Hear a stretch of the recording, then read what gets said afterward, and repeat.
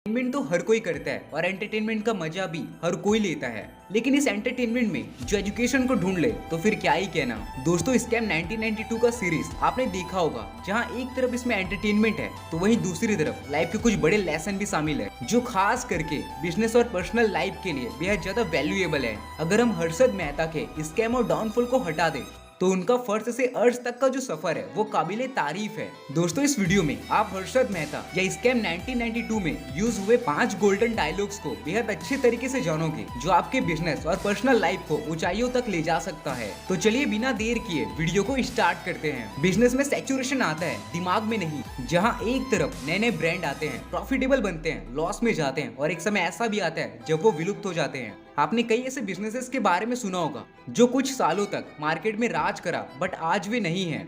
Example के लिए Kodak, HMT watches, Murphy, क्योंकि दोस्तों इन्होंने इनोवेशन और मार्केट नीड को इग्नोर किया, जिसके चलते इनके बिजनेस में सैचुरेशन आ गया।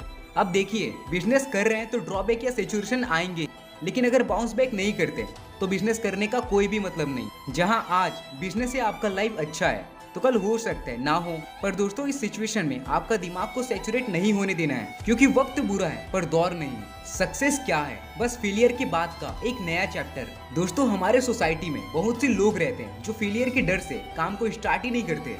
कई बार उनके आइडियाज अच्छे होते हैं, प्लान भी सही होते हैं, बट फेलियर के डर से वे ना तो खुद कुछ करते हैं ना दूसरों को करने देते हैं। जबकि फेलियर सक्सेस से पहले का एक छोटा सा चैप्टर मात्र होता है, जो आपको भर भर के एक्सपीरियंस देता है।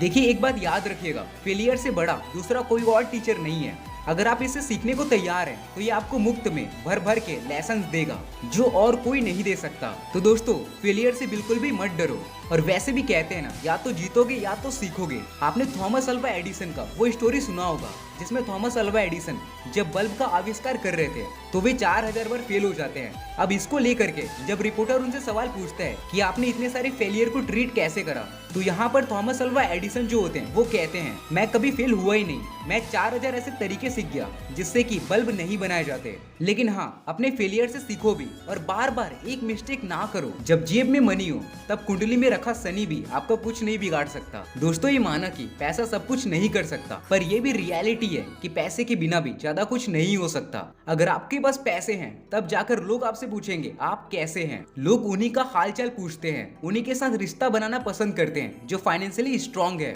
हालांकि पैसे के पीछे ही भागना ये गलत है।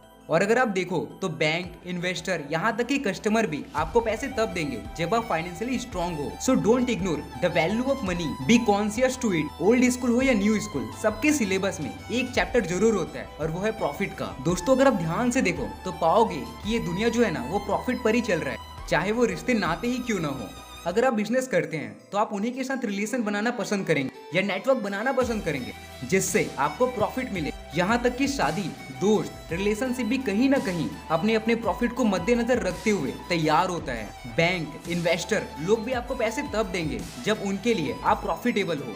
वैसे लॉस का सौदा किसे पसंद होता है, तो इसको बिल्कुल भी इग्नोर ना करिएगा। दोस्तों, खुद को इतना प्रॉफिटेबल बनाओ कि हर जगह आपका वैल्यू हो। रिस्क है तो इश्क है। दोस्तों, ये बात 110% सही है। जब भी हम कुछ कर रहे होते हैं सभी चीजों में रिस्क होता है। इवन जब आप गाड़ी लेकर घर से बाहर निकलो तो भी रिस्क होता है। क्या पता आपका एक्सीडेंट भी हो सकता है। अब देखो बॉस, जिंदगी में कुछ अलग हट करके बड़ा करना है तो रिस्क लेना ही पड़ेगा। बिना रिस्क के तो शायद कुछ भी नहीं हो सकता। आप बिजनेस स्टार्ट कर रहे हो, कैरियर से रिलेटेड कोई इंपॉर्टेंट डिसीजन ले रहे हो, इसमें भी ना रिस्क होता है। वैसे मैं आपको रिस्क से डरा नहीं रहा, यानी कि मैं आपको ये बताना चाहता हूँ कि रिस्क जो है ना वो अनअवॉइडेबल पार्ट है, यानी कि लाइफ में इसको अवॉइड नहीं किया जा सकता। जब रिस्क हर जगह है तो डरना क्यों? रिस्क को इश्क समझ करके आगे बढ़िए, वो भी दुनिया की बिना परवाह किए। आज Sachin Tendulkar, MS Dhoni, Elon Musk जिस लेवल पर हैं, कहीं ना कहीं उनके रिस्क टेकिंग एबिलिटी की वजह से हैं। और ये बात ध्यान रखिए कि जो रिस्क आप ले रहे हो वो कैलकुलेटेड हो। और साथ में अगर ऐसे वीडियोस मिस नहीं करना चाहते तो चैनल को अभी सब्सक्राइब कीजिए।